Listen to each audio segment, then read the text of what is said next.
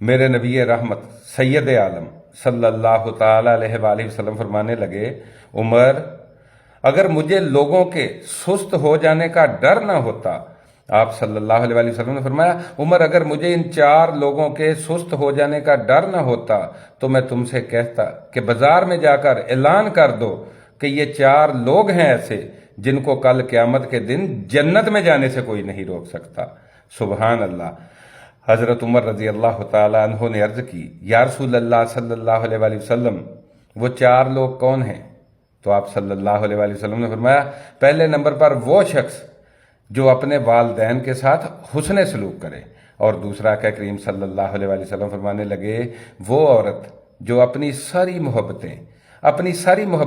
اپنے خامد پر، اپنے شوہر پر نشاور کر دے، جس وقت وہ مرے تو اس کا خامد اس سے راضی ہو۔ آپ صلی اللہ علیہ وآلہ وسلم نے فرمایا، ایسی عورت کو کل قیامت کے دن جنت میں جانے سے کوئی نہیں روک سکتا۔ اور تیسرا کہ کریم صلی اللہ علیہ وآلہ وسلم نے فرمایا،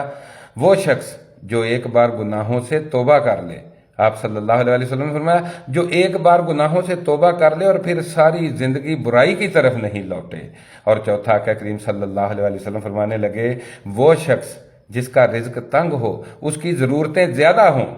اس کو زیادہ رزق کی ضرورت ہو، اس کا رزق تنگ ہو، لیکن تنگ رزق ہونے کے باوجود وہ ساری زندگی اپنے بچوں کو حرام کا لقمہ نہ کھلائے۔ آپ صلی اللہ علیہ وآلہ وسلم نے فرمایا، عمر، اگر مجھے یہ ڈر نہ ہوتا کہ لوگ یہ سن کر سست ہو جائیں گے تو میں تمہیں بتاتا اور تم سے کہتا